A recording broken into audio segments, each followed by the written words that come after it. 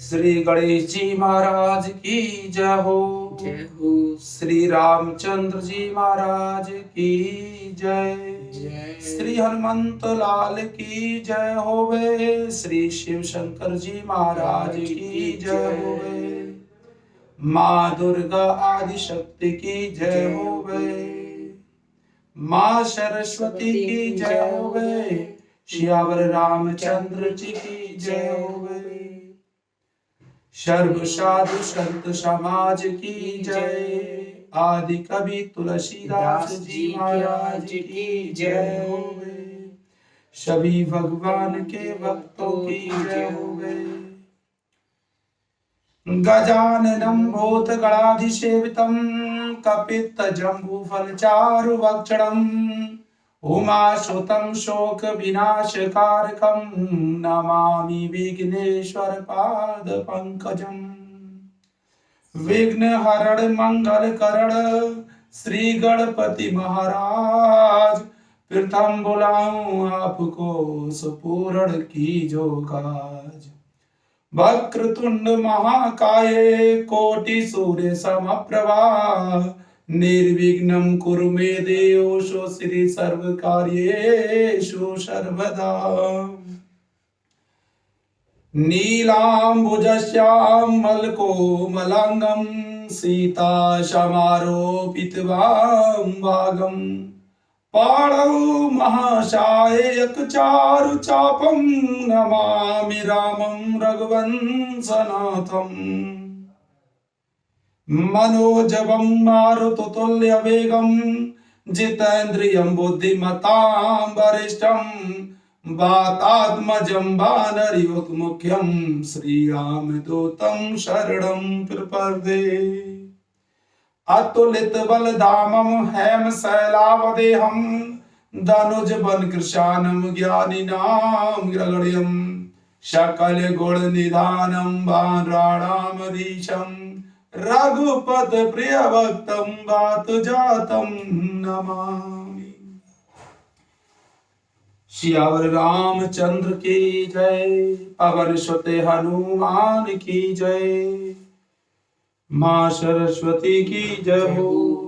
या कुंदेन्दु तुषार हार धवला, या शुभ्र वस्त्रावृता, या वीणावर दंड मंडित करा, या श्वेत पद्मासना, या ब्रह्माच्युत शंकर प्रभुति देवी सदा वंदता। श्यामा पातु सरस्वती भगवती निशेष बोल। माँ शारदे की जय। जय जय माँ शारदे, जय जय माँ शारदे। आज 14 जनवरी 2024 मकर संक्रांति का शुभ दिन है और अपने भारत देश में अयोध्या नगरी में 22 जनवरी को रामलला की प्राण प्रतिष्ठा हो रही है। इस परिप्रेक्ष्य में ये हनुमान भक्त और राम भक्त अनुराग त्रिपाठी निवासी भिंड जिला अध्यात्म की दुनिया से जुड़ने का प्रयास, जिसमें भगवान श्री राम के चरित्र का वर्णन, जिससे हमारी जो पीढ़ी है उनमें संस्कार और आध्यात्म के प्रति रुचि जागृत हो। क्योंकि आज वर्तमान में अगर सबसे बड़ी कोई समस्या है तो वो ये है कि शिक्षा तो है, शिक्षा के बहुत साधन भी हैं, लेकिन शिक्षा के साथ साथ जो नवीन पीढ़ी है उसमें संस्कारों की बहुत ज्यादा आवश्यकता है। कुछ विद्यार्थी कहते हैं कि हम पूजा पाठ से हमें क्या मिलता है, और धीरे धीरे वो संस्कार विहीन हो जाते हैं। तो हम उन्हें बताना चाहेंगे कि अगर आप वास्तव में अपने आप को सच्चे मन से ऊपर वाले के भरोसे छोड़ देते हैं तो वह सब कुछ हो सकता है। ऊपर वाला आपको वो सब कुछ दे सकता है जिसकी आपने कल्पना भी नहीं की होगी। क्योंकि श्री रामचरितमानस में कुल 7 कांड हैं, या आदि कवि तुलसीदास जी महाराज ने जो रामचरितमानस लिखी है उसमें 7 कांड का वर्णन किया है, जिसमें सबसे पहला बाल कांड है, फिर अयोध्या कांड आता है, उसके बाद अरण्य कांड है, फिर किष्किंधा कांड है, फिर सुंदर कांड है, फिर लंका कांड है और फिर उत्तर कांड है। इस तरह से अगर छंद के आधार पर बात की जाए तो सबसे बड़ा जो कांड है वो बाल कांड है। और हम आप सभी को आश्वस्त करते हैं, विश्वास दिलाते हैं कि बाल कांड में जितने भी छंद दिए गए हैं, दोहा, सोरठा, चौपाई और छंद, उन सब का अगर आप श्रवण करते हैं, उनका अगर आप वाचन करते हैं, लेकिन भावार्थ सहित। हमने देखा है कि अपने भारतवर्ष में जो सनातनी हैं उनके यहाँ अखंड रामायण पाठ का आयोजन होता है, तो उस अखंड रामायण पाठ में जो वाचन करता है वो केवल अपने तारतम्यता और लय से वाचन करता जाता है, लेकिन उसे सुनने वाला कोई नहीं होता। अपने रामचरितमानस में आप लोगों ने अखंड रामायण पाठ में देखा होगा कि जो संपुट कहे जाते हैं तो संपुट कहने वाला भी कोई नहीं होता। तो यही हम बताना चाहते हैं कि जो ये आगामी पीढ़ी है, जब तक अंतर्मन से भगवान की भक्ति से नहीं जुड़ेगी तब तक प्रयास नहीं मिलेगा, क्योंकि जब तक कोई भी प्रयास पूर्ण मन से नहीं किया जाएगा उसमें सफलता प्राप्त नहीं होती है। तो हम आपको बता रहे थे कि बाल कांड का महत्व, कि बाल कांड में अगर शुरुआत में कई भगवान की स्तुति की गई है, वंदना की गई है। श्री राम जन्म भी बाल कांड में ही समाहित है, श्री राम जी की शिक्षा उसी में समाहित है। अगर कोई बाल कांड का पूर्ण रूप से वाचन करता है तो निश्चित ही उसके मनोरथ पूर्ण होते हैं, जिसमें हम बताना चाहेंगे विद्यार्थी जीवन के लिए राम जन्म के पहले से जितने भी दोहा हैं उसका अगर आप वाचन कर लेते हैं तो आपको निश्चित ही, लेकिन आपको पूर्ण भक्ति के साथ, आप ये नहीं कि किसी ने कह दिया, किसी महाराज ने कह दिया तो हम 1 दिन शुरू हो गए, 2 दिन शुरू हो गए, उसका भावार्थ सहित पढ़िए। और ये भावार्थ के लिए ही हमने आज ये एक छोटा सा प्रयास शुरू किया है, प्रयत्न कर रहा हूँ कि हम अपनी आगामी पीढ़ी को, वैसे मैं पेशे से शिक्षक हूँ और कई विद्यार्थी, कई शिक्षार्थी हमारे पास पढ़ने आते हैं, तो हम उनमें जो सबसे महत्वपूर्ण बात है वो संस्कार की कमी देखते हैं। वर्तमान में संस्कार विहीनता, कितना भी आप पढ़ लिख गए हो, सफल हो गए हैं, लेकिन जब तक आप में संस्कार नहीं है तब तक समाज में आपकी पहचान नहीं मिल सकती। और अगर आप संस्कारहीन है तो आपकी पहचान केवल संस्कारहीनता के रूप में ही जानी जाएगी। तो श्री राम जन्म के पहले के अगर आप बालकांड के दोहे और ये चौपाई अगर पढ़ते हैं तो निश्चित ही उसका आपको सकारात्मक परिणाम मिलता है। एक दिन के वाचन से कुछ नहीं होता, आप वाचन करेंगे, आपको अजीब सा रहेगा कि हम क्या करने लगे, लेकिन जब आप उसमें उतर जाएंगे, आप उसका भावार्थ सहित वाचन करेंगे तब समझ में आएगा। और हमने देखा है कि पाणी ग्रहण संस्कार या शादी के बाद कई जो दंपति हैं उन्हें पुत्र प्राप्ति या संतान प्राप्ति नहीं होती, तो निश्चय ही हमारा ये मानना है कि बाल कांड में जो श्री राम जन्म तक के दोहा का वाचन करते हैं, वाचन करवाते हैं, श्रवण करते हैं, उन्हें सुनते हैं और भावार्थ से पढ़ते हैं और अपनी पूर्ण श्रद्धा भगवान श्री राम के प्रति रखते हैं, तो निसंदेह ही उन्हें संतान प्राप्ति होती है।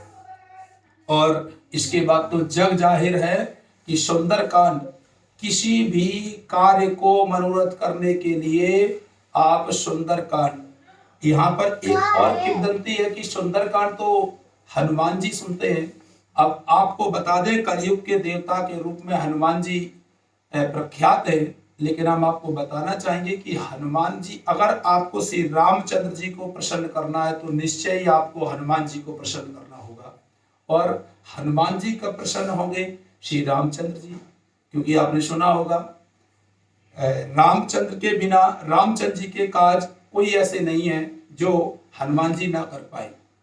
तो आप और हम इस कलयुग में सभी उनसे स्तुति करते हैं, कवन सुकाज कठिन जग माही, जो नहीं होए तात तुम पाही। और एक और उनसे अन्वय विनय करते हैं, जय विधि होए नाथ हित मोरा, करम सुबेग दास में तोरा। तो निश्चय ही किसी भी प्रकार की विजय प्राप्ति के लिए, किसी भी आप कोई भी कार्य आपका रुका हुआ है, आप अपने घर पे सुंदरकांड का वाचन कर दीजिए। आपके पास समय नहीं है, प्रतिदिन नहीं कर सकते, तो आप रविवार को भी कर सकते हैं। अब थोड़ा आपको आश्चर्य हुआ होगा कि ज्यादातर सुंदरकांड मंगलवार या शनिवार को ही बताया जाता है। तो हम आपको बताना चाहेंगे, मंगलवार या शनिवार ये हनुमान जी के प्रिय दिन हैं। इसका अर्थ यह नहीं है कि आपको मंगलवार या शनिवार को ही सुंदरकांड करना, आप किसी भी दिन बस पूर्ण मन से, वो हमेशा है, सर्वस्व है, ऐसा नहीं, जब आपके पास समय हो, लेकिन पूर्ण भक्ति से, पूर्ण मनोयोग से, तो आपके निश्चित ही जो कार्य हैं वो मनोरथ होंगे। और मैंने आपको संक्षेप में परिचय दे दिया है। ये तुलसीदास जी की जो रामचरितमानस है, मैं इसका भावार्थ सहित कुछ अग्रिम दिनों में आप लोगों को वाचन करके सुनाऊंगा। अगर आपको समझ में आता है तो आप सुनते रहिए, और हमारा इस पवित्र कार्य में जो मैंने सोचा है इसमें मेरा सहयोग करें। क्योंकि हम आपको बता दें, तुलसीदास जी ने एक दोहा लिखा है, तुलसी पावस के समय धरी कोकिल मौन, अब तो दादुर बोली है हमें पूछिए कौन। तो तुलसीदास जी कहते हैं कि जब एक समय ऐसा भी आएगा कि जब पवित्र वाणी को, सत्संग को, रामायण वाचन को कोकिल, जैसे कोयल मौन हो जाती है, ऐसे ही जब बारिश के, दादुर का मतलब होता है मेढक, जब बारिश के मेढक बोलेंगे तो फिर हमें पूछिए कौन। तो वहां पर अपन को मौन हो जाना चाहिए। कोई अगर आपका विरोध करता है, आपका अगर कोई विरोध कर रहा है तो आप वहां पर मौन हो जाए। कोई अगर अपने सनातन धर्म का विरोध कर रहा है तो आप वहां पर मौन हो जाए। लेकिन आप अगर पूर्ण मनोयोग से जुड़े रहेंगे तो निश्चय ही आपको सफलता मिलेगी। तो अब मैं आपको थोड़ा संक्षेप में बता रहा हूँ। 7 कांड है, आपको पता है तुलसीदास जी ने ये रामचरितमानस लिखी थी अयोध्या में। 2 वर्ष 7 माह और 26 दिन का समय लिया था। इसमें पूरे अपने रामचरितमानस में 9388 चौपाई है, 1172 दोहे है, 87 सोरठा है, 47 श्लोक है और 208 छंद है। तुलसीदास जो एक वाल्मीकि जी ने भी अपनी रामायण लिखी है, वो संस्कृत भाषा में लिखी गई है, और ये जो रामचरितमानस है ये अपनी अवधी भाषा में लिखी गई है। जो लखनऊ अयोध्या के आसपास जो भाषा बोली जाती है वो अवधी भाषा है, उसे अवध प्रांत कहा जाता था। और आदि कवि ने ये जो महाकाव्य लिखा है, ये महाकाव्य है। इस महाकाव्य के बारे में आप खुद भी जानकारी प्राप्त करें, और अपने बच्चों को, आप घर में कोई छात्र है, स्टूडेंट है, ठीक उसे भी अवगत कराएं। निश्चय ही इसका फल बहुत ज्यादा सुखदायी होता है। तो अब मैं शुरू करता हूँ आज से श्री रामचरितमानस। प्रथम सोपान जो बालकांड है, प्रथम अपना जो कांड है, जो बालकांड है, उसे मैं शुरू करता हूँ। जितना आज इस सेवक पे समय होगा उतना हम समय देने का प्रयास करेंगे। और जय श्री राम, जय श्री हनुमान।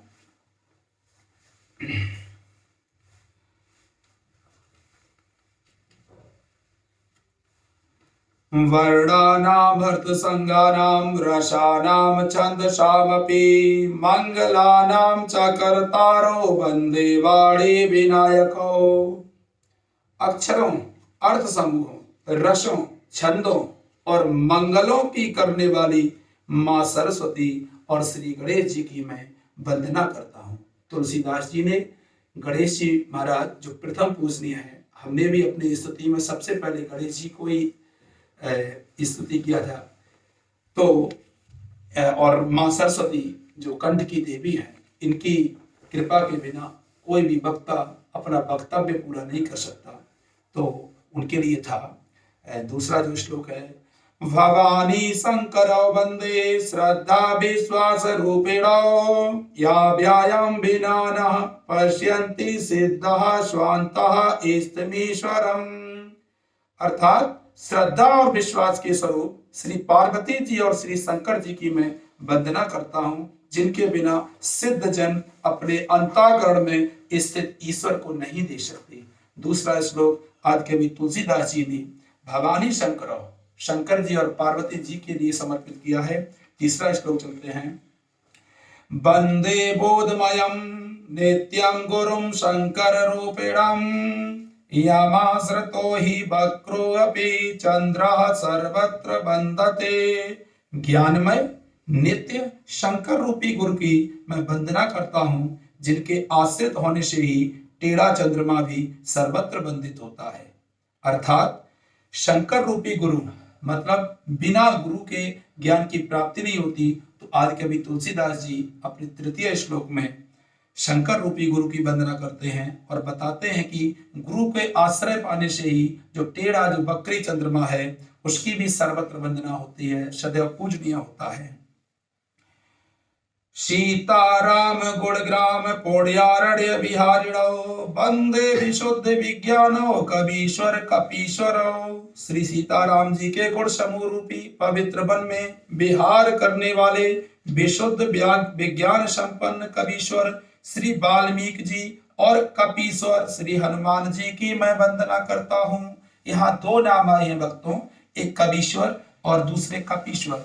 कवीश्वर खुद स्वयं तुलसीदास जी ने वाल्मीकि जी को कवीश्वर कहा है और कपीश्वर श्री हनुमान जी को कपी का ईश्वर, कपी का भगवान कहा जाता है। आप लोग इसे स्मरण रखें। पंचम श्लोक। उद्धव स्थिति संहार कारिणीं क्लेशहारिणीं सर्वश्रेयस्करीं सीतां नतोऽहं राम वल्लभाम्। उत्पत्ति, स्थिति, इसे पालन भी कह सकते हैं, और संहार करने वाली, कलेशों को हरने वाली और संपूर्ण कल्याणों को करने वाली श्री रामचंद्र जी की प्रियतमा श्री सीता जी को मैं नमस्कार करता हूँ। आज कवि तुलसीदास जी अपने पंचम श्लोक में माँ सीता को नमस्कार करते हैं। षष्ठम श्लोक।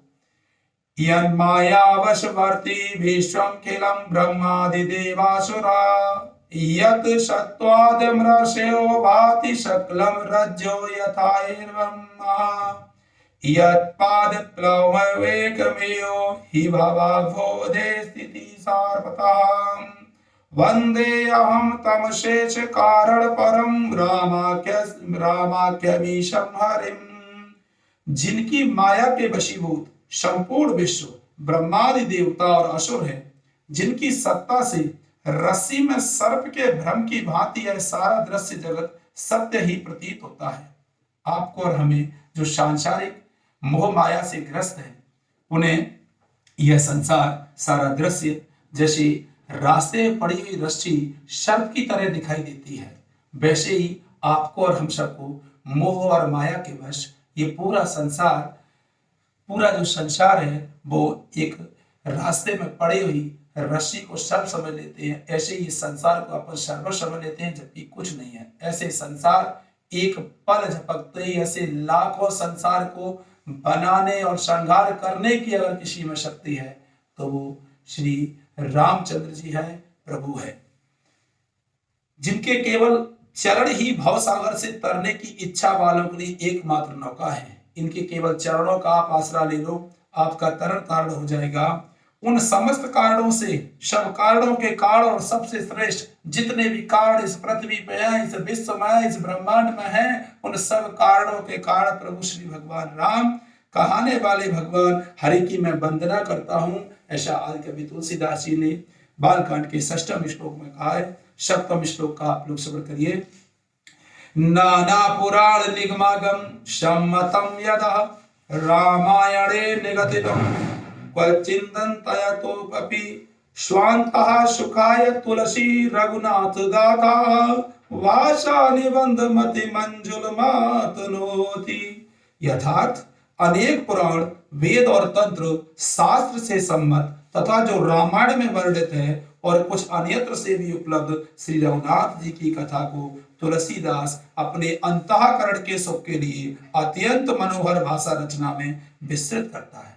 तुलसीदास जी बताते हैं कि कई पुराणों, वेदों और शास्त्र से सम्मत जो रामायण में वर्णित है, उस अन्यत्र से भी उपलब्ध श्री रघुनाथ जी की कथा को तुलसीदास जी अपने अंतःकरण के सुख के लिए, तो आप लोगों भक्तों से हमारा निवेदन है कि अपने अंतःकरण के सुख के लिए श्री रामचरितमानस का श्रवण जरूर करें, श्री रामचरितमानस का वाचन जरूर करें, और जब भी इसका वाचन करें तो भावार्थ सहित करें, क्योंकि होता क्या है, चौपाई सबको आती है, अखंड रामायण सबके यहाँ होती है, रामायण पाठ सबके यहाँ होता है, लेकिन अर्थ की कमी के कारण, अर्थ न जानने के कारण, ज्ञानहीनता के कारण उसका कहीं कहीं हमने मजाक होते हुए देखा है। शुद्ध वाचन कीजिए, कम पढ़िए, शुरुआत कीजिए। आप कुछ ही दिनों में रामायण के लिए, रामचरितमानस के लिए आपको वो ज्ञान प्राप्ति होने लगेगी कि वो तुलसीदास जी क्या कहना चाहते हैं। और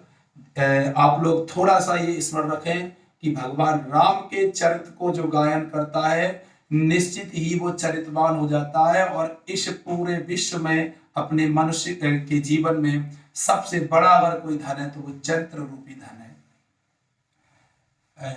ये सप्तम श्लोक के बाद एक सोठा लिखा है आदि कवि तुलसीदास जी ने, जो सुमिरत सिद्धि होई गणनायक करिवर बदन, करौ अनुग्रह सोई बुद्धि राशि शुभ गुण सदन, मूक होई बाचाल अंगो चढ़े गिरवर गयन, जासु कृपा सो दयाल द्रवौ सकल कलिमल दहन, नील सरोरो श्याम तरुण अरुण बारिज नयन, करौ समम्युर्धाम सदा क्षीर सागर शयन। अर्थात हम तीनों इन सोटा का आपको अर्थ बताते हैं। जिन्हें स्मरण करने से सब कार्य सिद्ध होते हैं, केवल स्मरण कर लेने से ही जिनके सब कार्य सिद्ध होते हैं, जो गणों के स्वामी हैं और सुंदर हाथी के मुख वाले हैं, वे ही बुद्धि के राशि और शुभ गुणों के धाम श्री गणेश जी मुझ पर कृपा करें। तुलसीदास जी ने अपने सोटा छंद में फिर से गणेश जी की वंदना की है। मूक होई बाचाल, जिनकी कृपा से गूंगा, मूक होई बाचाल, आप और हम तो बोल लेते हैं, अगर प्रभु राम की कृपा हो जाए, भगवान की कृपा हो जाए, तो जो मूक है, जो गूंगा है, वो भी सुंदर बोलने वाला हो जाता है, और लंगड़ा लूला भी दुर्गम पहाड़ पर चढ़ जाता है, और कलयुग के सब पापों को जला डालने वाले दयालु भगवान मुझ पर द्रवित हो, मुझ पर दया करें, ऐसा तुलसीदास जी ने कहा है। नील सरोवर श्याम तरुण, जो नील कमल के समान श्याम वर्ण है, जो नील कमल के समान श्याम वर्ण है, पूर्ण खिले हुए लाल कमल के समान जिनके नेत्र हैं, और जो सदा क्षीर सागर में शयन करते हैं, वे भगवान नारायण मेरे हृदय में निवास करें। आदि कवि तुलसीदास जी ने इस महाकाव्य की रचना के पहले स्तुति की है।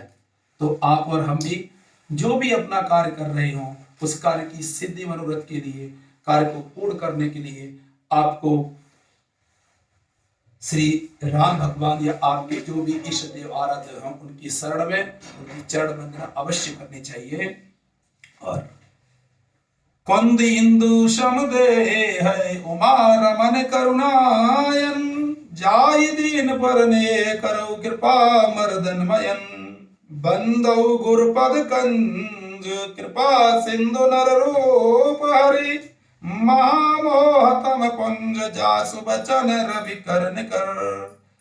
तुलसीदास जी आगे बताते हैं, सोटा इनका चतुर्थ सोटा है, जिनका कुंद के पुष्प और चंद्रमा के समान गौर शरीर है, जो पार्वती के प्रियतम और दया के धाम हैं, और जिनका दीनों पर स्नेह है, वे कामदेव का मर्दन करने वाले, कामदेव का मर्दन करने वाले शंकर जी मुझ पर कृपा करें।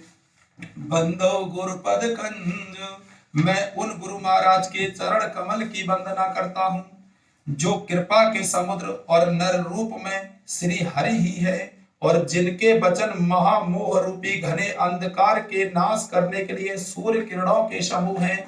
तो यहाँ पर भगवान की अद्भुत शक्तियों, भगवान के रूप का वर्णन करते हुए तुलसीदास जी आगे चलते हैं और अपनी प्रथम चौपाई में गुरु की महिमा को बखान करते हुए बताते हैं कि बंदाऊं गुरु पद पद्म परागा, सुरुचि सुभाष सरस अनुरागा, अमे अमोरी मय चूरन चारु, समन सकल भव रुज परिवारु, सुकृति संभूतन विमल विभूति, मंजुल मंगल मोद प्रसूति, जन मन मंजु मुकुर मल हरिणी, किए तिलक गुण गण बश करनी, श्री गुरु पदनक मने गण ज्योति, सुमिरत दिव्य दृष्टि होती,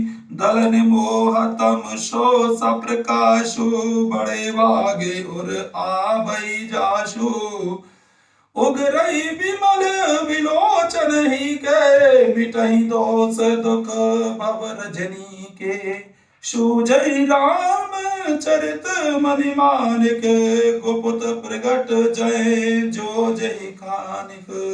अर्थात इन चौपाइयों का अर्थ, बंदो गुरुपद पद्म परागा, मैं गुरु महाराज के चरण कमलों की रज की वंदना करता हूँ, जो सुरुचि सुंदर स्वाद बोलते हैं सूरज को, सुगंध तथा अनुराग रूपी रस से पूर्ण हैं, वह अमर मूल संजीवनी जड़ी, जो संजीवनी बूटी है वो अमर मूल है, का सुंदर चूर्ण है, जो संपूर्ण भावराओं के परिवार का नाश करने वाला है।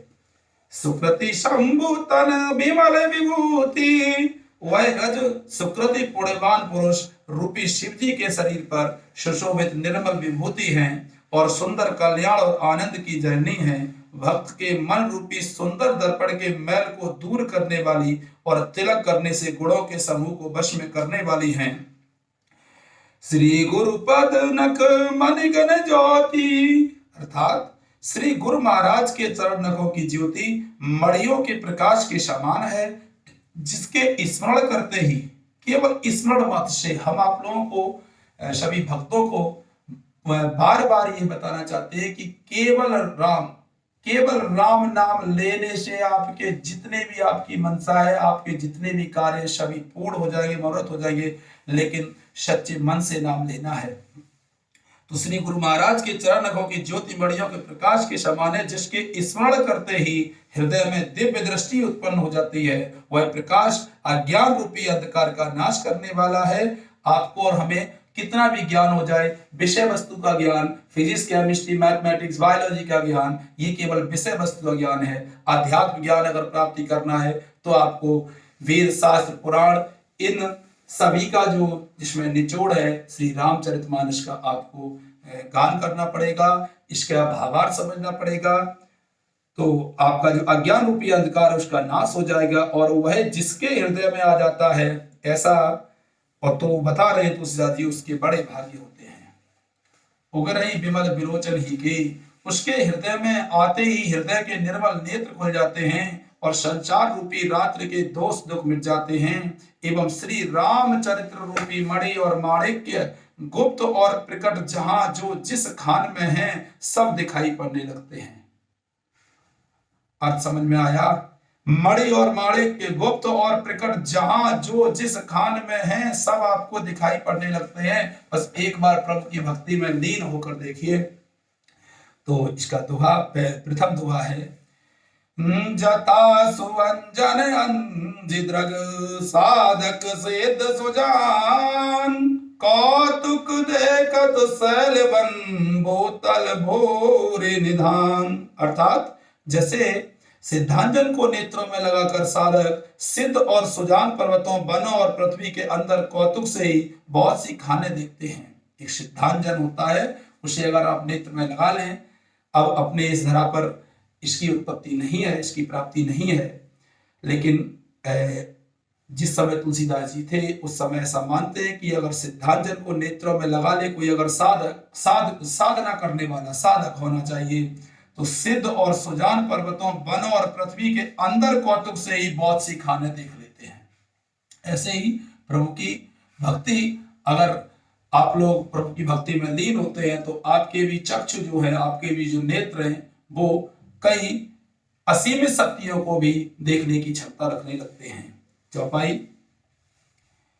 गुरुपद रज मृदु मंजुल अंजन, नयन अमिय द्रग दोष विभंजन, तै कर विमल विवेक विलोचन, बरनौ राम चरित भव मोचन, बंदौ प्रथम महीसुर चरना, बंदौ प्रथम महीसुर चरना, मोह जनित संशय सब हरना, सुजन समाज सकल गुण गानी, करऊं प्रणाम सप्रेम शोभानी, साधु चरित शुभ चरित कपासु, निरस विशद गुणमय फल जासु, जो सही दुख पर क्षेत्र दुरावा, वंदनीय जेहि जग जस पावा, मुद मंगलमय संत समाजु,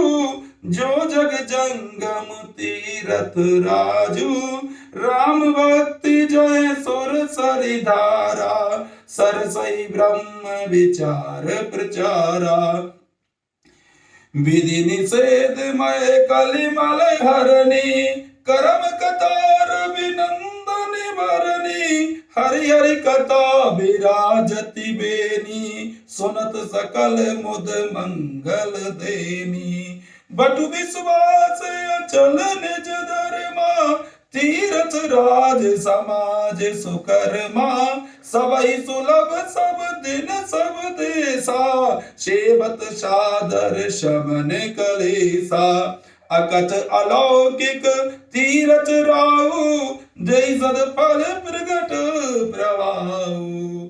अर्थात इन चौपाइयों के अर्थ हम आपको श्रवण करवाते हैं।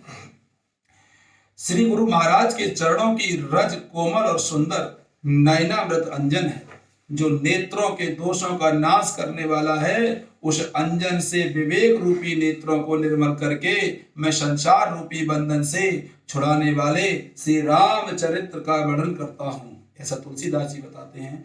फिर बताते हैं, बंधौ प्रथम महीसुर चरना, पहले पृथ्वी के देवता ब्राह्मणों के चरणों की वंदना करता हूँ। ब्राह्मणों को पृथ्वी का देवता बताया गया है, तो पहले पृथ्वी के देवता ब्राह्मणों के चरणों की वंदना करता हूं, जो अज्ञान से उत्पन्न सब संदेहों को हरने वाले हैं। यहाँ पर ब्राह्मण जाति को नहीं, बल्कि ब्राह्मणों को, सर्व साधु समाज को उनकी वंदना की है, जो अज्ञान से उत्पन्न सब संदेहों को हरने वाले हैं। फिर सब गुणों की खान संत समाज को प्रेम सहित सुंदर वाणी से भी प्रणाम करता हूं। तुलसीदास जी अभी प्रणाम कर रहे हैं। हमने आपको पहले ही बताया था कि इसमें बालकांड में शुरुआत के कुछ दोहे हैं, उसमें केवल तुलसीदास जी ने वंदना की है, मंगलाचरण किया है, उसी का आप लोग श्रवण पान कर रहे हैं। तो संतों का चरित्र कपास के चरित्र जीवन के समान शुभ है, जिसका फल नीरस विशद और गुणमय होता है। कपास की जो डोरी नीरस होती है, संत चरित्र में भी विषय शक्ति नहीं है, इससे वह भी क्या है, नीरस है। कपास जो है वो उज्जवल होता है, संत का हृदय भी अज्ञान और पाप रूपी अंधकार से रहित होता है, इसलिए वह विशद है। तो वो वंदना करते हैं प्रभु। इसके बाद आगे हम चलते हैं। संतों का समाज आनंद और कल्याणमय है, जो जगत में चलता फिरता तीर्थ राज प्रयाग है, जहां राम भक्ति रूपी गंगा जी की धारा है और ब्रह्म विचार का प्रचार मां सरस्वती जी हैं। तो विधि निषेध मय कलिमल हरणी, करम कथा रवि नंदनी भरणी। विधि और निषेध, यह करो और यह न करो, यह बहुत समस्या अपने यहाँ। विधि और निषेध मतलब क्या करें और क्या नहीं करें, तो ऐसे इसका वर्णन रामचरितमानस में किया तुलसीदास जी ने। तो विधि और निषेध रूपी कर्मों की कथा कलयुग के पापों को हरने वाली सूर्य तनया यमुना जी हैं, और भगवान विष्णु और शंकर जी की कथाएं त्रिवेणी रूप से सुशोभित हैं, जो सुनते ही सब आनंद और कल्याणों की देने वाली हैं। हरि हरि कथा विराजति बेनी, सुनत सकल मुद मंगल देनी।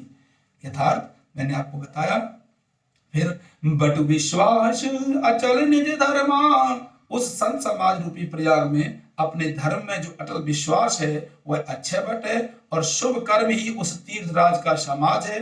वह संत समाज रूपी प्रयागराज सब देशों में सब समय सभी को सहज ही में प्राप्त हो सकता है और आदर पूर्वक सेवन करने से कलेशों को नष्ट करने वाला है। इस जो संसार रूपी आज आप और हम जो भावजाल में फंसे हैं, इसमें सबसे बड़ा जो किसी भी व्यक्ति के पास, किसी भी इस संसार में आने वाले के पास सबसे बड़ी चीज है वो कलेश है। और कलेश कोई नष्ट करता है तो भगवान की शरण में भगवान अगर हैं, भगवान की कृपा अगर हो जाएगी तो निश्चय ही किसी प्रकार का कलेश आपका कलेश कर जाएगा।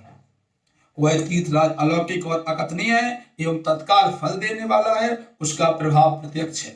जिसे विश्वास नहीं है वो करके देख ले, प्रत्यक्ष है। लेकिन आपको पूर्ण भक्ति और पूर्ण मनोयोग से श्री रामचंद्र जी की, श्री हनुमंत लाल की शरण में आना होगा, उनके चरणों का सेवक बनना होगा। दोहा नंबर 2 है, सोनी समुझय जन मुदित मन, सोनी समुझय जन मुदित मन, मज्जय अति अनुराग, लय चारि पल अचत तनु, साधु समाज प्रयाग। इसका अर्थ, जो मनुष्य इस संत समाज रूपी तीर्थराज का प्रभाव प्रसन्न मन से सुनते और समझते हैं और फिर अत्यंत प्रेम पूर्वक इसमें गोते लगाते हैं, वे शरीर के रहते ही धर्म अर्थ काम मोक्ष चारों फल पा जाते हैं। धर्म अर्थ काम और मोक्ष चारों के फल पा जाते हैं। चौपाई, मज्जन फल पे किया तत्काला, काक होय पिक बकहु मराला, सुनिया चरज करे जन कोई, सतसंगति महिमा नहीं कोई। पुनि पिरन बहु पतुराज समाना, परयग सुनई सयस दस खाना, बहुरी सक्र शम बिन बहु तेहि, संतत सुरानीक हित जही। क्षमा चाहेंगे। मज्जन फल पे किय तत्काला, काग होई पिक बकहु मराला, सुनिया चरज करे जन कोई, सतसंगत महिमा नहीं कोई। वाल्मीक नारद गट जोनी, निज निज मुखन कही निज होनी, जल चर तल चर नव चर नाना, जे जड़ चेतन जीव जहाना। मत की रत गति भूति वलाई, जब जई जतन जहां जई पाई, सो जानब सतसंग प्रभाऊ, लोकौ वेद नानि उपाऊ। विनु सतसंग विवेक न होई, राम कृपा बिनु सुलभ न सोई, सतसंगत मुद मंगल मूला, सोई फल सिद्धि सब साधन फूला। सट सुध रही सतसंगति पाई, पारस परस कुदात सुहाई, विधि बस सुजन कुसंगत परही, फनि मनि सम निज गुण अनुसरही। विधि हरि हरि कवि कोविद बानी, कहत साधु महिमा सकुचानी, सो मोसन कहि जात न कैसे, साके बन के मन गुण गण जैसे। अर्थात इस तीर्थराज में स्नान का फल तत्काल ऐसा देखने में आता है कि कौए कोयल बन जाते हैं और बगुले हंस।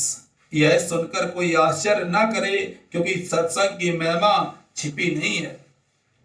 वाल्मीकि जी, नारद जी और अगस्त जी ने अपने अपने मुखों से अपनी होनी, अपने जीवन का वृतांत कहा है। जल में रहने वाले, जमीन पर चलने वाले और आकाश में विचरण करने वाले नाना प्रकार के जंग चेतन जितने जीव हैं वो इस जगत में हैं।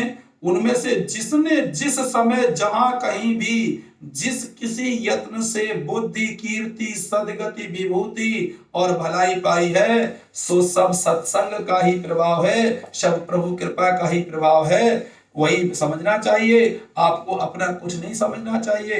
वेदों में और लोक में इनकी प्राप्ति का दूसरा कोई उपाय नहीं है। यहाँ पर बता रहे हैं कि सत्संग में या प्रभु की भक्ति में जो भी राग आपको प्राप्त होता है वो इस लोक में कोई दूसरा कोई उपाय नहीं है। सत्संग के बिना विवेक नहीं होता है और श्री राम जी की कृपा के बिना वह सत्संग सहज में मिलता नहीं है। जब तक श्री राम जी की कृपा नहीं होगी, हम भी यहाँ पर ये जो कथा कह रहे हैं या हमने जो कथा का ये वाचन प्रारंभ किया है श्री रामचरितमानस, तो कहीं ना कहीं इसमें श्री रामचंद्र जी की कृपा होगी, नहीं तो ऐसे विचार हमारे मन में नहीं आते। समय का बहुत अभाव रहता है, हमारा भी बहुत व्यस्त जीवन है, लेकिन उसके बाद भी प्रभु श्री राम की कृपा से हम इस कार्य को निरंतर बढ़ाने का प्रयास करेंगे।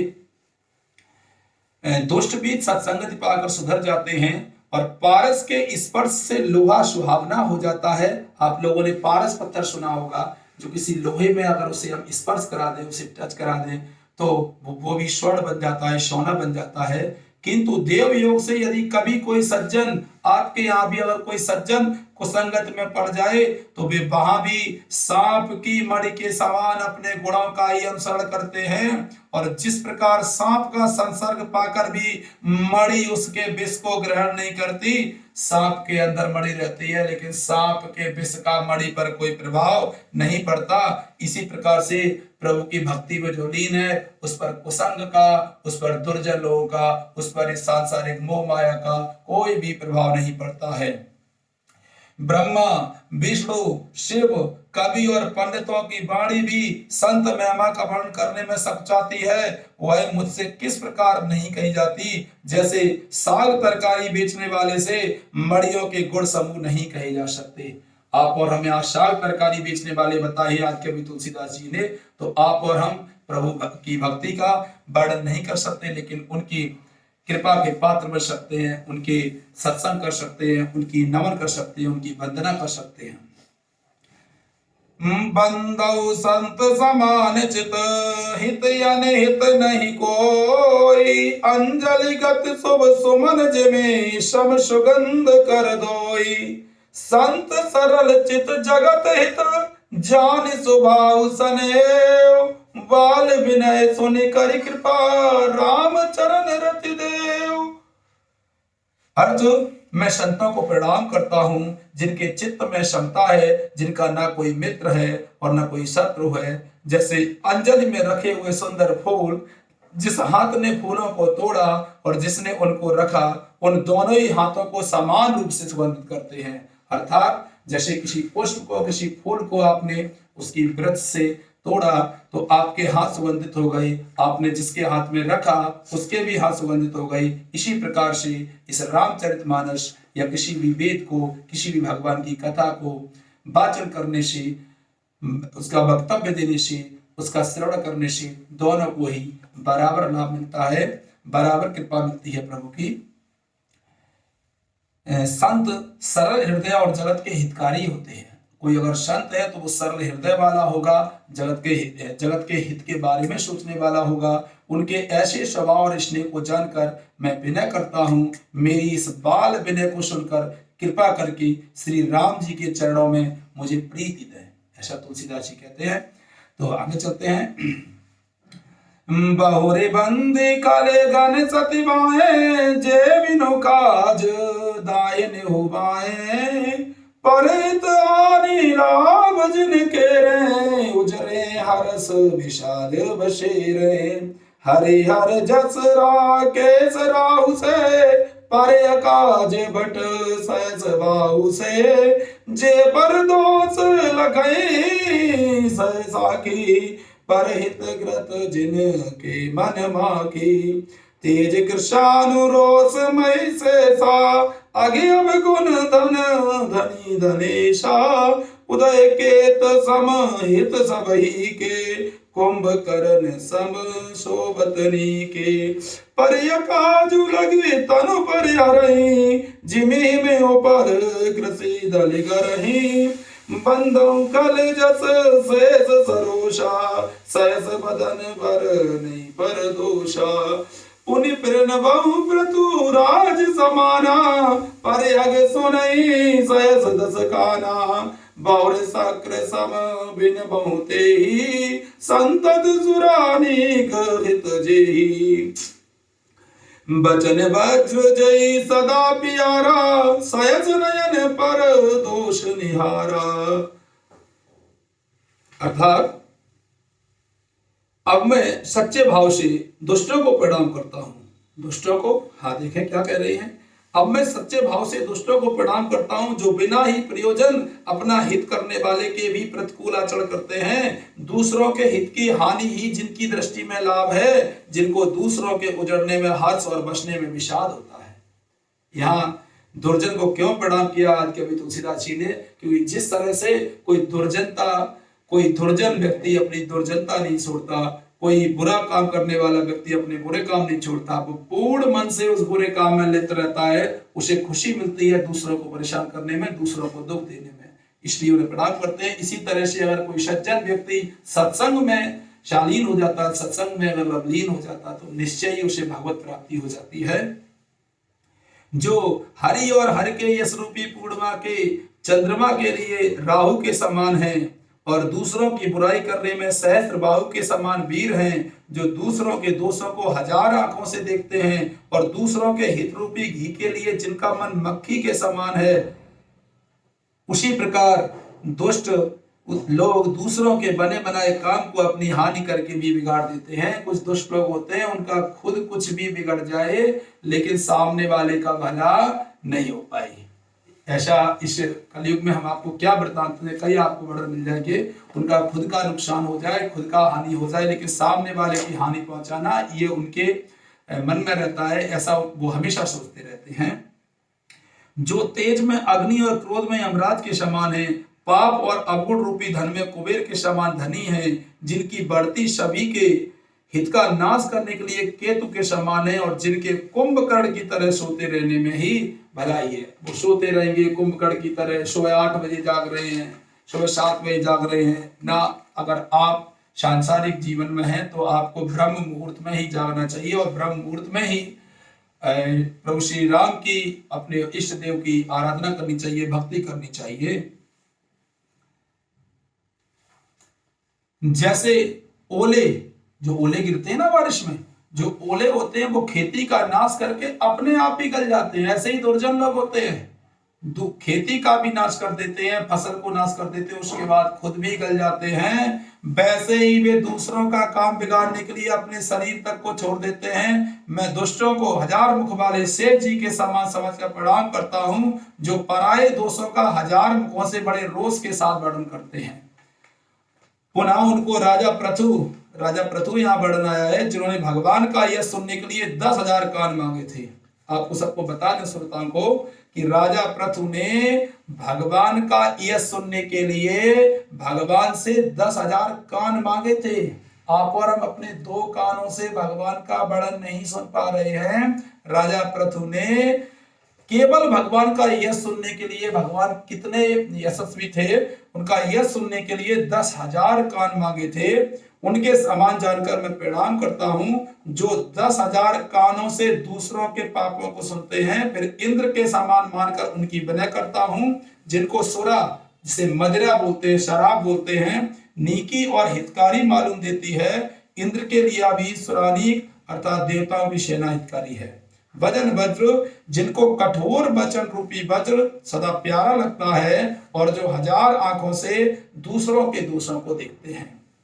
दुआ, चतुर्थ दुआ है, उदासीन अरिमीत हित सुनत जरई खलरीत, जानि पानी जुग जोरी जन विनती करई सप्रीत।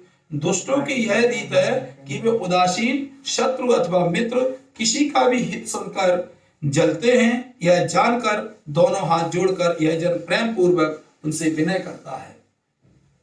चौपाई, मैं अपनी दिस कीन निहोरा, तिन निज और न लाउब भोरा, बायस पल अति अनुरागा, हो ये राम से कबहू की कागा, बंदौ संत असज्जन चरना, दुख प्रद उभय बीच कछु वरना, बिचरत एक प्राण हरि लेहि, मिलत एक दुख दारुन देहि, उपजई एक संग जग माही, जलज जोक जिमि गुण बिल गाही, सुधा सुरा सम साधु असाधु, जनक एक जग जलधि अगाधु, भलयन भल निज निज कर तूति लयत सुजस अपलोक विभूति सुधा सुधा कर सुर सरि साधु करल अनल कलिमल सरि व्याधु गुण अब गुण जानत सब कोई जो जय भावनिक तै सोई।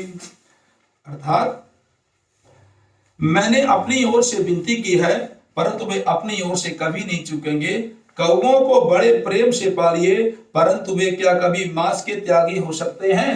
या तुलसीदास जी कहते हैं कि अगर आप कौआ का बहुत अच्छी तरह पाल करें तब भी वो मांस के टुकड़े को नहीं त्याग सकता। अब मैं संत और असंत दोनों के चरणों की वंदना करता हूं। तुलसीदास जी कहते हैं मैं संत और असंत, संत है उसकी भी वंदना की है, असंत की वंदना की है, दोनों ही दुख देने वाले हैं परंतु उनमें कुछ अंतर कहा गया है। वह अंतर यह है कि एक जो संत हैं वो बिछुड़ते समय प्राण हर लेते हैं और दूसरे जो असंत मिलते हैं तब दारुण दुख देते हैं। अर्थात संतों का बिछुड़ना मरने के समान दुखदायी होता है और असंतों का मिलना। कोई संत अगर आपके जीवन में है और जब वो आपसे बिछुड़ेगा तो आपको दुख की प्राप्ति होगी और कोई असंत अगर आपको मिल जाएगा तो उस समय दुख की प्राप्ति होगी। इसलिए भगवान तुलसीदास जी ने, आदिकवि तुलसीदास जी ने संत और असंत दोनों की वंदना की है। दोनों संत और असंत जगत में एक साथ पैदा होते हैं, भगवान को मानने वाले भगवान को ना मानने वाले दोनों एक ही जगह पैदा होते हैं, एक साथ पैदा होते हैं। कमल और जौ की तरह उनके गुण अलग अलग होते हैं, एक में कमल की तरह गुण होते हैं, एक में जौ की तरह गुण होते हैं। और जो जौ के वो शरीर का रक्त, शरीर का स्पर्श पाते ही रक्त चूसने लगती है और कमल दर्शन और स्पर्श से सुख देता है। साधु अमृत के समान और असाधु मदिरा के समान है। यहाँ साधु और असाधु में अंतर कर रहे हैं भगवान तुलसीदास जी। साधु अमृत के समान बताए, असाधु मदिरा के समान बताए। दोनों को उत्पन्न करने वाला जगत रूपी अगाध समुद्र एक ही है, क्योंकि शास्त्रों में भी जब समुद्र मंथन हुआ था तो अमृत और मदिरा दोनों की उत्पत्ति बताई गई है। 14 रत्न प्राप्त हुए थे, मदिरा को भी रत्न कहा गया है। श्री रंभा विसुवारणी अमीय शंख गजराज धनवंतर धनु धैनु तरु चंद्रमणि और बाज, ये 14 रत्न प्राप्त हुए थे। तो प्रभु बता रहे हैं, तुलसीदास जी कह रहे हैं कि जिस तरह से समुद्र मंथन से अमृत और मदिरा दोनों प्राप्त होते, इसीलिए इस संसार में संत और असंत दोनों ही यहाँ रहते हैं। बस संत के बिछुड़ने से कष्ट होता है और असंत के मिलने से कष्ट होता है।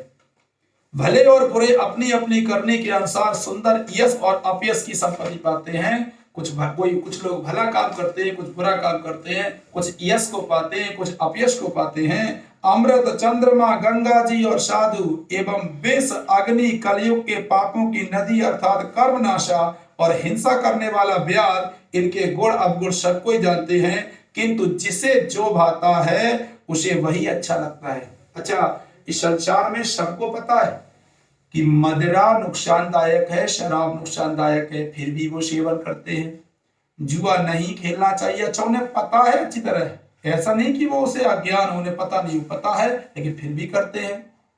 कभी छोड़ने का प्रयास नहीं किया, कभी सत्संग नहीं किया, कभी संतों की संगत नहीं की, बस इसीलिए वो असंत बने घूम रहे हैं और अपयश को प्राप्त हो रहे हैं। दोहा सुनिए पंचम। भलो भलाई पैलई लयई निचायई नीच, सुधा सरायई अमरता गर्भ सराययो मीच। अर्थात भला भलाई ग्रहण करता है, भला भलाई ही ग्रहण करता है और नीच नीचता को ही ग्रहण किए रहता है। अमृत की सराहना अमर करने में होती है और विष की मारने में। अगर अमृत पान कर रहे हैं तो आप अमर हो जाएंगे और अगर विष पान कर रहे हैं तो आपकी मृत्यु संभव है, मृत्यु आपकी हो जाएगी। चौपाई। खले आगे अगुण साधु गुण गाहा, उभय अपार उदधि अवगाहा, तैते कछु गुण दोष बखाने, संग्रह त्याग न बिनु पहचाने, भले उपोच सब विधि उपजाए, गनि गुण दोष वेद बिल गाए, कई वेद इतिहास पुराना, विद प्रपंच गुण अब गुण साना, दुख सुख पाप पुण्य दिन राति, साधु असाधु सुजाति कुजाति, दानव देव ऊंचे अरु नीचु, अमीय सुजीवन माहुर बीचु।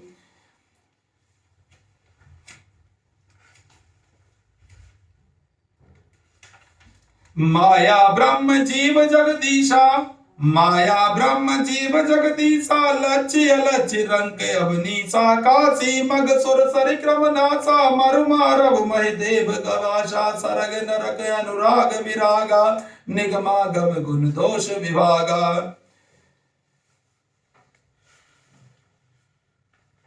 अर्थात क्या होगा इसका अर्थ सुने इन चौपाइयों के।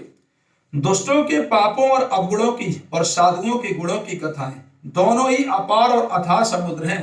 अगर आप दुष्टों के और पापों की कथाएं सुनेंगे तो इनकी भी अथाह और अगाह हैं। इसी से कुछ गुण और दोषों का वर्णन किया गया है, क्योंकि बिना पहचाने उनका ग्रहण या त्याग नहीं हो सकता। जब तक आप असंत को नहीं समझें कि यह हमारे लिए हितकारी है या अहितकारी है, तब तक आप उसका संज्ञा कुशल नहीं समझ पाएंगे। लेकिन वर्तमान समाज में तो समझ में ही नहीं आता है कि कौन असंत है और कौन संत है, तो उसकी संगत के बिना आप नहीं परख सकते। भले बुरे सभी ब्रह्मा के पैदा किए हुए हैं, पर गुण और दोषों को विचार कर वेदों ने उनको अलग अलग कर दिया है। वेद, इतिहास और पुराण कहते हैं कि ब्रह्मा की यह सृष्टि गुण अवगुणों से सनी हुई है। इसमें गुणकारी भी लोग मिलेंगे, अवगुणवान भी मिलेंगे। दुख सुख, पाप पुण्य, दिन रात, साधु असाधु, सुजाति कुजाति, दानव देवता, ऊंच नीच, अमृत विष, सुजीवन और मृत्यु, माया और ब्रह्म, जीव और ईश्वर, संपत्ति और दरिद्रता, रंक और राजा, काशी और मगध, गंगा और कर्मनाशा, मारवाड़ और मालवा, ब्राह्मण और कसाई, स्वर्ग और नरक, अनुराग और वैराग्य, ये सब एक दूसरे के विलोम शब्द थे, जिन्हें आप छात्र जीवन में विलोम शब्द के रूप में पढ़े थे। वो बताए गए हैं। ये सभी पदार्थ ब्रह्मा की सृष्टि में हैं और वेद शास्त्रों ने उनके गुण दोषों का विभाग कर दिया, अलग अलग बांट दिया है। दुख तो सुख, पाप तो पुण्य, इस तरह से दिन रात, साधु असाध, माया ब्रह्म, जीव और ईश्वर, सबको अलग अलग बांट दिया है कि आप संत की श्रेणी में जाएंगे, आप असंत की श्रेणी में जाएंगे। दुआ है यहाँ, जड़ चेतन गुण दोषमय विश्व कीन करतार, संत हंस गुण गए परिहरि भारी विकार। विधाता ने इस जड़ चेतन विश्व को गुण दोषमय रचा है, किंतु संत रूपी हंस दोष रूपी जल को छोड़कर गुण रूपी दूध को ही ग्रहण करते हैं। तुलसी बाबा कह रहे हैं यहाँ कि विधाता ने तो जड़ चेतन विश्व को गुण और दोष में रचा है, लेकिन जिस तरह से हंस जल में रहने के बाद भी वो जल को ग्रहण नहीं करता, वो दूध को ही ग्रहण करता है, इसी प्रकार से प्रत्येक मनुष्य को इस माया रूपी संसार में रहकर भी भगवान की भक्ति में लीन रहना चाहिए। चौपाई, अश विवेक जब देय विदाता, तब तज दोष गुणई मनुराता, काल स्वभाव कर्म बर आई, भले प्रकृति बस चुकई भलाई, सो सुधारि अर्जन मिलई, दर दुख दोष विमल जसु देहि, कलौ करई बल पाय सुसंगो, मिटै न बल दिखु बाहु अभंगो, लकी सुबेश जग बंचक जेहु, बेस प्रताप पूजियई तेहु, उगरई अंत न होय निभाहु, काल नेम जिमि रावण राहु, किएउ कुबेसु साधु सन्मानु, जिमि जग जाम बंत हनुमानु, हानि कुसंग सुसंगत लाहु, लोकौ भेद विदित सब काहू, गगन चढ़ई रज पवन प्रसंगा, कीचय मिलई नीच जल संगा, साधु साधु सदन सुख सारी, सुमिरई राम देहि गन गारी, दो में कुसंगत कार्य की होई, लिखिए पुराने मंजुमस सोई, सोई जल अनल अनिल संगाता, हो ये जलद जग जीवन दाता। अर्थात चौपाइयों का अर्थ, विधाता जब इस प्रकार का हंस की तुलना करते हैं, विवेक देते हैं, तब दोषों को छोड़कर मन गुणों में अनुरक्त हो जाता है। काल स्वभाव और कर्म की प्रबलता से भले लोग, जिन्हें साधु कहते हैं, भी माया के वश में होकर कभी कभाई भलाई से चूक जाते हैं। काल स्वभाव होता है, ये माया का प्रभाव होता है। तो बता रहे हैं तुलसी बाबा, भगवान के भक्त जैसे उस चूक को सुधार लेते हैं और दुख दोषों को मिटाकर निर्मल यश देते हैं, वैसे ही दुष्ट भी कभी कभी उत्तम संग पाकर, दुष्ट भी कभी कभी उत्तम संग पाकर भलाई करते हैं, परंतु उनका कभी भंग न होने वाला मलिन स्वभाव नहीं मिटता। जो ठग हैं, वेशधारी हैं, उन्हें भी अच्छा साधु जैसा वेश बनाए देखकर आज वर्तमान में ऐसे कई मिल जाएंगे जो वेश रूप में दिखाई दे रहे हैं, लेकिन उनके अंदर असंतता और कुसंगति भरी हुई है, जिसे पहचानना अति आवश्यक है। वेश बनाए देखकर वेश के प्रताप से जगत पूछता है, परंतु एक ना एक दिन में चौड़े आ ही जाते हैं। मतलब सामने उनका यश आ ही जाता है, यशी थे या अपयशी थे, और अंत तक उनका कपट नहीं निभता। जैसे काल नेमी रावण और राहु का हल हुआ था। यहाँ पर तुलना की है काल नेमी से। ये दिखने में तो बहुत प्रकार विद्वान, और ये इन्हें पूजा पाठ भी की थी, बहुत उपासना की थी, तब किया था, लेकिन ये अंत में आके उनका कपट दिख ही गया था मां सीता का हरण करके। बुरा वेश बना लेने पर भी साधु का सम्मान ही होता है। भाई उसने साधु का वेश रखा है तो आप और हम तो क्या साधु ही समझेंगे, तो सम्मान करेंगे। जैसे जगत में जाम्बवान और हनुमान जी का हुआ। बुरे संग से हानि और अच्छे संग से लाभ होता है, यह बात लोक और वेद में है और सभी लोग इसको जानते हैं। आगे बढ़ते हैं। पवन के संग से धूल आकाश पर चढ़ जाती है। पवन का अगर संग करोगे, वायु का संग करोगे, तो धूल आकाश पर चढ़ जाएगी, और वही नीचे की ओर बहने वाले जल के संग से कीचड़ में मिल जाती है। लेकिन साधु के घर के तोता और मैना राम राम सुमिरते हैं, और असाधु के घर के तोता मैना गिन गिन कर गालियां देते हैं। किसी साधु ने अगर तोता और मैना को पाला है तो वो राम नाम की धुन निकालेगा, और असाधु के घर में तो वही तोता मैना पहुंचकर गालियां देना सीख जाता है। ये बताया है अंतर। तो कुसंग के कारण धुआं जो है वो कालिक कहलाता है। कालिक कुसंग है, इसके धुआं कालिक कहलाता, और वही धुआं सुसंग से सुंदर स्याही होकर पुराण लिखने के काम में आता है। यहाँ धुआं का मतलब कार्बन से, और कार्बन से स्याही बनती है, वही स्याही से वेद पुराण लिखने के काम आता है। अर्थात वही धुआं जल अग्नि और पवन के संग से बादल होकर जगत को जीवन देने वाला बन जाता है। वही धुआं अग्नि और पवन के संग से, मतलब यहाँ कहने का अर्थ है कि अगर कोई व्यक्ति इस संसार रूपी मोह माया में फंसा है, और अगर वो अपने को भगवान की भक्ति से जोड़ ले, तो वो भी समाज के लिए हितकारी कार्य कर सकता है। दुहा। ग्रह भेषज जल पवन पट पाय कुजोग सुजोग, होय कुवस्तु सुवस्तु जग लकई सुलक्षण लोग, सम प्रकाश तम पाक दो नाम भेद विद कीन, ससी शोषक पोषक समुझे जग जस अपजस दीन, जड़ चेतन जग जीव जत सकल राममय जान, बंदों सबके पद कमल सदा जोरि जुगपान, देव धनुज नर नाग खग प्रेत पितर गंधर्व, बंदों के नर रजनिचर कृपा करो अब सर्व। अर्थात इन दो के अर्थ, ग्रह, औषधि, जल, वायु और वस्त्र, ये सब भी कुसंग और सुसंग पाकर संसार में बुरे और भले पदार्थ हो जाते हैं। चतुर एवं विचारशील पुरुष ही इस बात को जान पाते हैं। ग्रह, घर, औषधि, दवा, जल, वायु और बस, इनका जैसा संग हो जाएगा वैसे ही हो जाएंगे।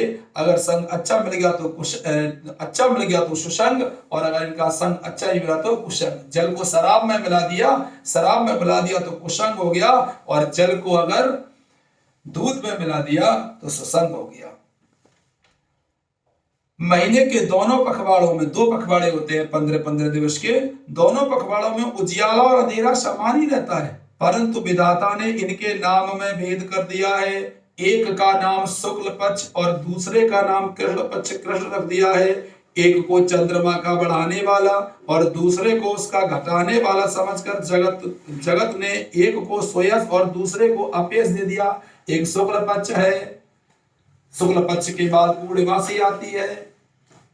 एक कृष्ण पक्ष है, उसके बाद अमावस्या आता है। शुक्ल पक्ष को उजरिया वाली रात कही जाती है, कृष्ण पक्ष को अंधेरी रात कही जाती है। अंधेरा और उजियाला समान ही होता है।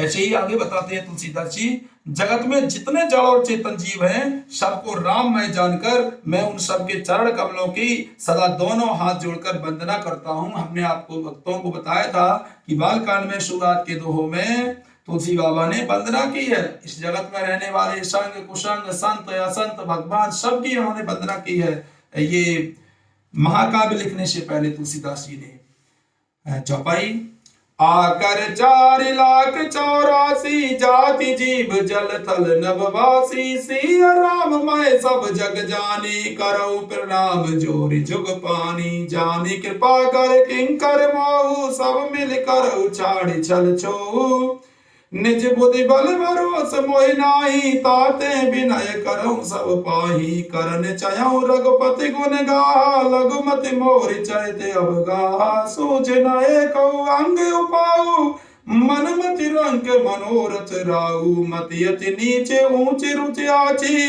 चयई अमिय जग जुरई न छाची, छमियई सज्जन मोर डिठाई सुनियई बाल बचन मन लाई, जो बालक कहे तो तरि बाता सुनई मुदत मन पितुर माता, हसयई कूर कुटिल कुविचारी जे पर दूषण भूषण धारी, निज कवित कई लाग ननीका सरस हो अथवा अति फीका, जे पर वनित सुनत हर साई तेवर पुरुष बहुत जग नाही, जग बहु नर सर सरि समवाई जे निज बाड़ी बढ़ई जल पाई, सज्जन सकृत सिंधु सम कोई देखे पूरे विदु बाड़ी जोई। अर्थात इन चौपाई के अर्थ 84 लाख योनियों में 4 प्रकार के 84 लाख योनियां हैं जिसमें 4 प्रकार के जीव जल पृथ्वी और आकाश में रहते हैं।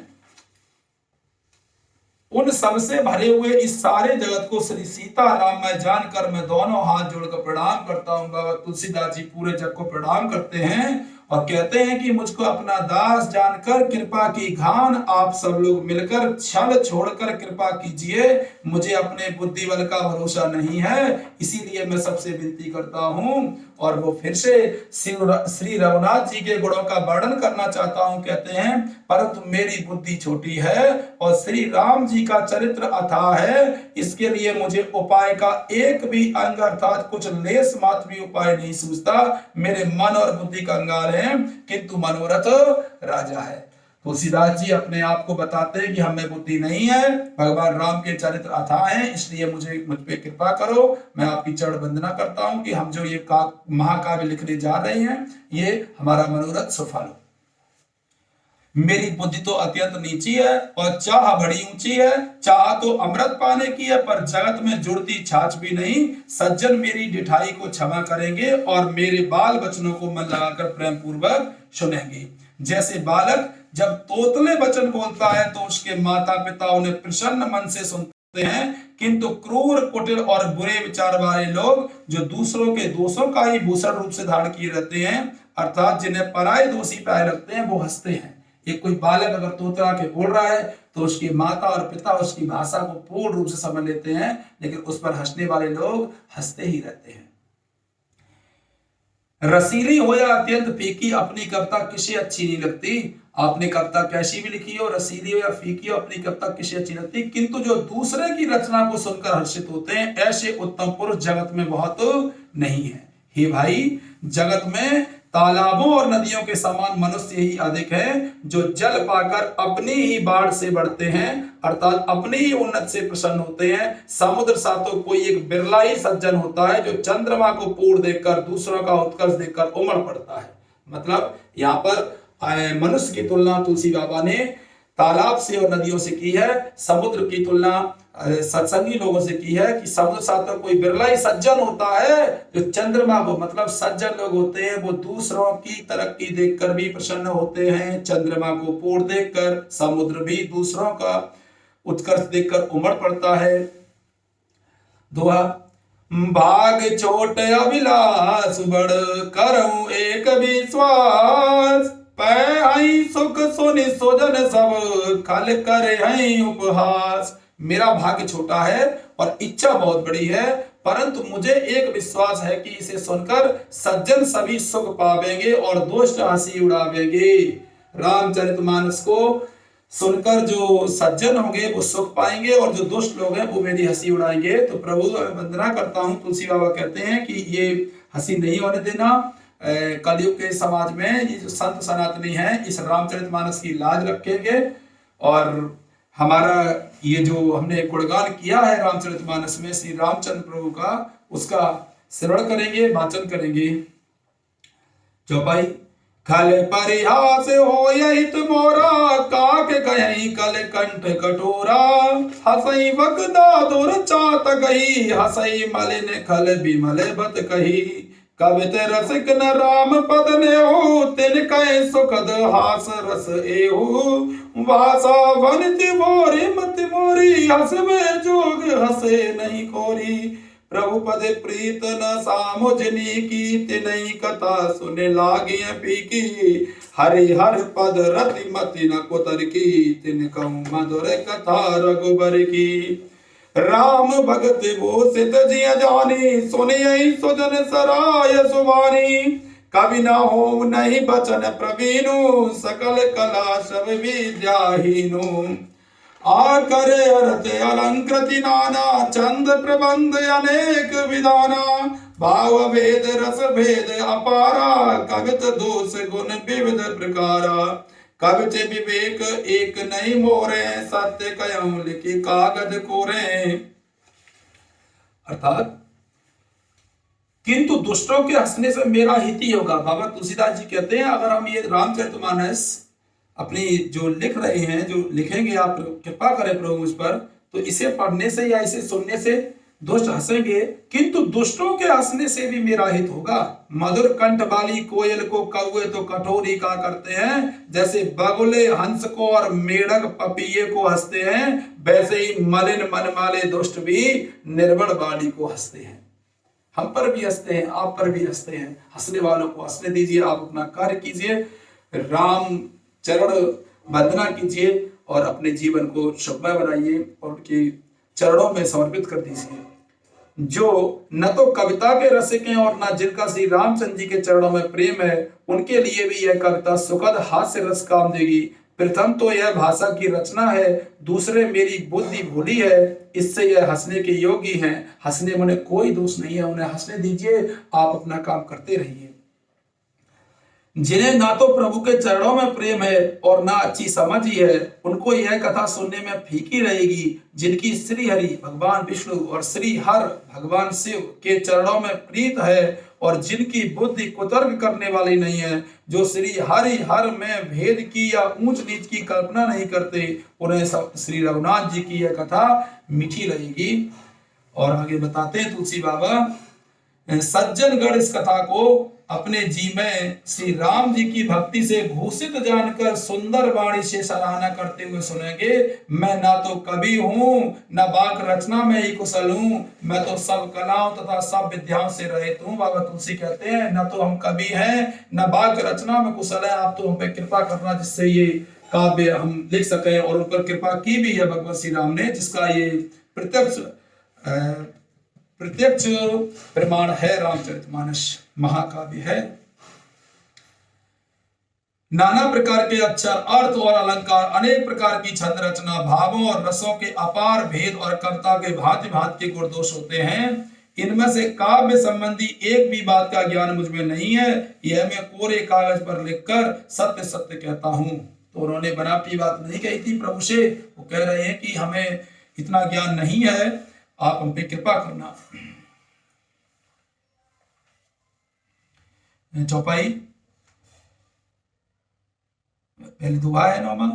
भानिति मोरी सब गुण रहता, विश्व विदित गुण एक, सो विचार सुने सुमति, जिनके विमल विवेक। मेरी रचना सब गुणों से रहित है, इसमें बस जगत प्रसिद्ध एक गुण है, उसे विचार कर अच्छी बुद्धि वाले पुरुष जिनके निर्मल ज्ञान है, जिनका ज्ञान निर्मल है, वो ही इसको सुनेंगे, वो ही समझेंगे।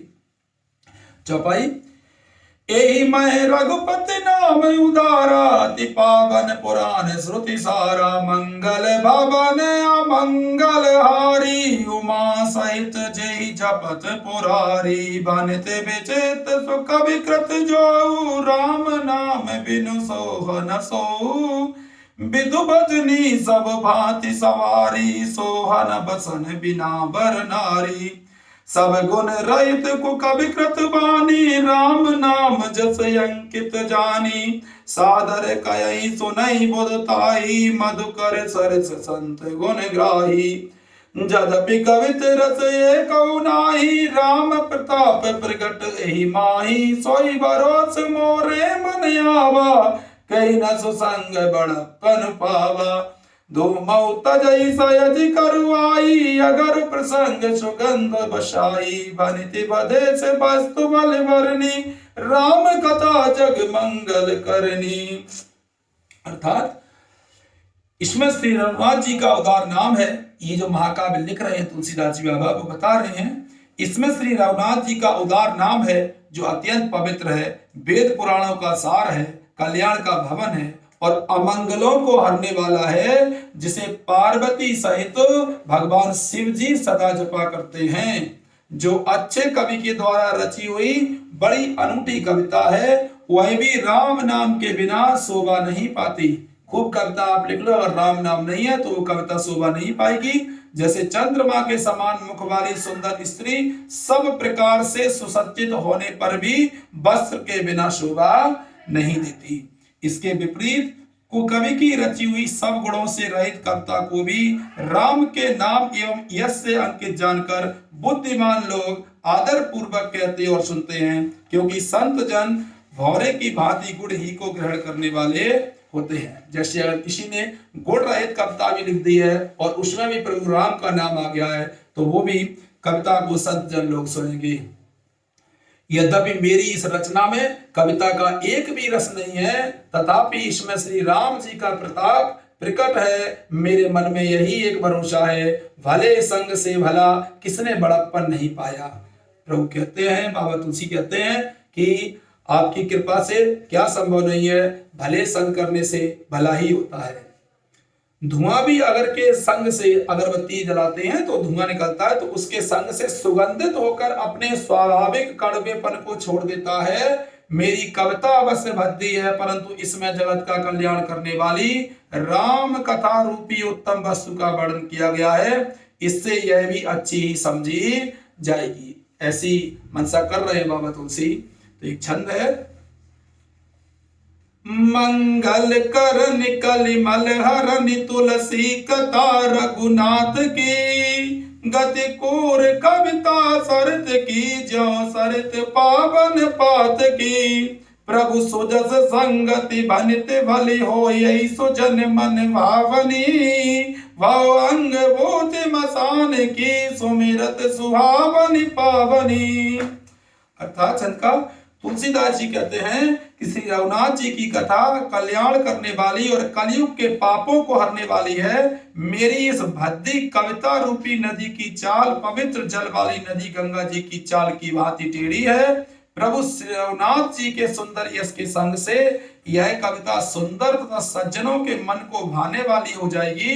शमशान की अपवित्र राख भी श्री महादेव जी के अंग के संग से सुहावनी लगती है और स्मरण करते ही पवित्र करने वाली हो जाती है। मतलब सीधा अर्थ है कि प्रभु के संग से, प्रभु की कृपा से कोई भी, जैसे बता रहे हैं कि शमशान की अपवित्र राख है और महादेव जी के अंग के संग करने से सुहावनी लगने लगती है, उसी से जो अपने उज्जैन श्री महाकाल हैं तो उसी से उनकी भस्मारती होती है तो वो पवित्र हो जाती है। दुहा है, प्रिय लागी अति सवय मम फलित राम जस संग। दारु विचार की करई को बंदिय मलय प्रसंग। श्याम सुरभि पय विसद अते गुणद करे सब पान। गिरा ग्राम सिय राम जस गावै सुनहि सुजान। अर्थात श्री राम जी के यश के संग से मेरी कविता सभी को अत्यंत प्रिय लगेगी। जैसे मलय पर्वत के संग से काष्ठ मात्र चंदन बनकर वंदनीय हो जाता है, फिर क्या कोई काठ की तुच्छता का विचार करता है? नहीं। श्यामा गौ, श्यामा गाय आपने सुनी होगी, काली गाय, श्यामा गौ काली होने पर भी उसका दूध उज्जवल और बहुत गुणकारी होता है, यही समझकर सब लोग उसे पीते हैं। इसी तरह गवारू भाषा में होने पर भी श्री सीता राम जी के यश को बुद्धिमान लोग बड़े चाव से गाते और सुनते हैं। तो भक्तों, आज हम अपनी कथा को, अपनी इस रामचरितमानस को यहीं पर विराम देते हैं, विश्राम देते हैं। समय का अभाव रहता है। अगले समय यहाँ बालकांड के दोहा नंबर 10, दोहा क्रमांक 10 तक हम पहुंच चुके हैं। आगे समय मिलेगा तो हम आपको फिर इस कथा का श्रवण कराएंगे। तब तक जय श्री राम, जय श्री हनुमंत लाल की जय। जय श्री राम, जय जय श्री राम। सिया राम महेश शिव जग जानी, करहूं प्रणाम जोर जुग पानी।